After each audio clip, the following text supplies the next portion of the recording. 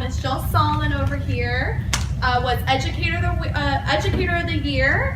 She has a beautiful award. For those of you that haven't had her as a professor already, she does so much for our organization.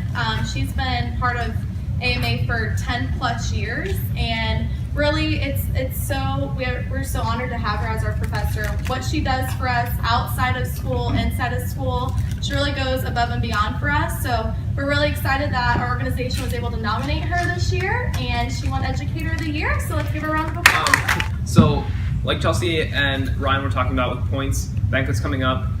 So if you're kind of like on the fringe of like, oh, I don't want to pay $30 or $15 to go to a banquet, make sure you're getting out and doing stuff like this. Chapel Roberts is an ad agency in Tampa, if you didn't know that already.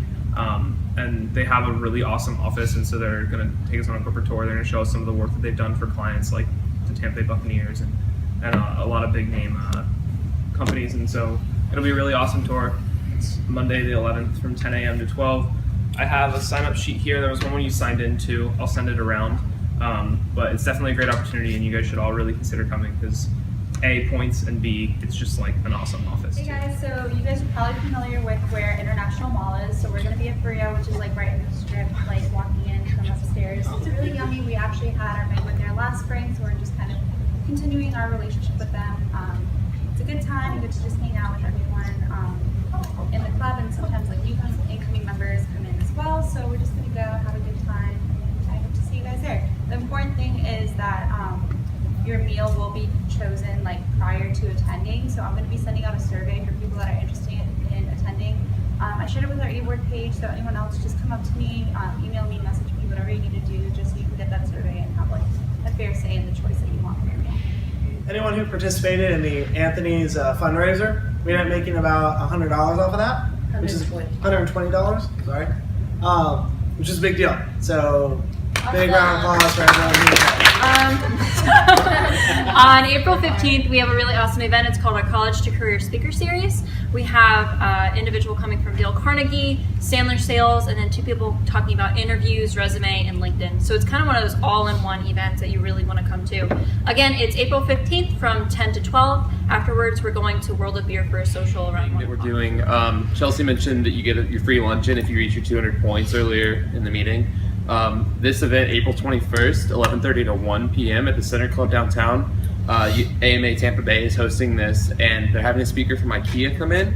They're talking about consumer research and how they decide what products to put in their stores, where they place them, things like that. So if you're into marketing research, if you like IKEA like most college students do, this might be a good thing for you to go to. If you're interested in that, come see me after the meeting. I've got the details of how you can sign up. And then if you have reached your point goal, then we can talk to you also about how to get that reimbursement after the USF grad in 03, he started a tech company, Bricks Tech, in his last semester of college.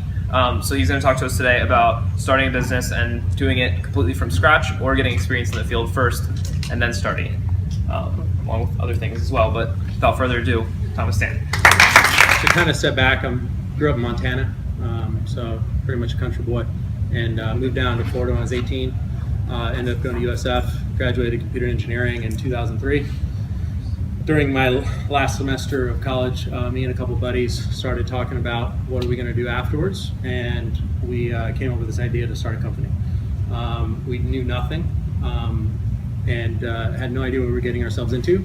We just thought it was kind of a cool idea. So the idea was we were going to do IT support, so companies that have problems with their computers, they would pick up the phone, call us, and then we'd come fix it, so that way they didn't have to hire or pay internal staff to do it for them. We also felt we could integrate web development into that as well, and so we kind of combined the two and did that. We quickly found out that we didn't have any idea what we were doing. I was able to somehow sell them to buy a server, a bunch of software, and we were going to go set up their new office. They're a CPA firm. So they wrote us a check for about $14,000, which was very exciting at the time. And I had to go to Barnes & Noble's to buy a book on how to install Windows Server. So back to kind of starting a company. We took the approach of starting from scratch, which was know nothing and not really know where you're going. So a great quote I remember now is I talked to my senior advisor at USF in the engineering department. told him the idea we were having. And he looks at me and he says, well, I can tell you what I think you should do, but you've already made up your mind. And you're kind of like the general that doesn't know he's surrounded. And that's probably a good thing right now. And I didn't realize what he meant at the time, but as I got through some of the weeds, I realized what that meant. And basically it's, if you knew you were surrounded, you probably wouldn't do it. And, you would have so many reasons to talk yourself out of it. So in some respects, ignorance can be a blessing. It can certainly get you into trouble if you stay ignorant. But being ignorant for a period of time can be beneficial if you're going into new or uncharted territory and you just have a belief in yourself that you are doing it in that way.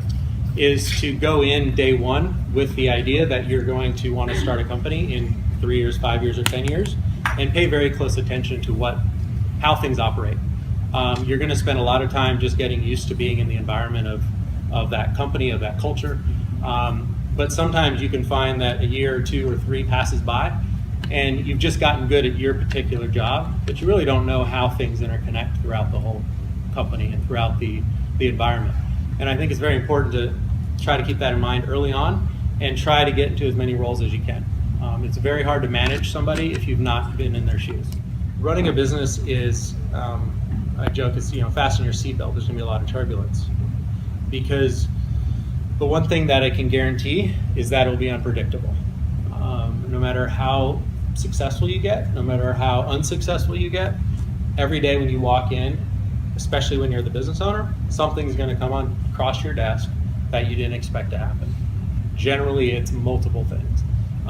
And these things that I talked about, from morning rituals to different things, is it gives you the ability to control a piece of your day because a lot of it will become chaotic.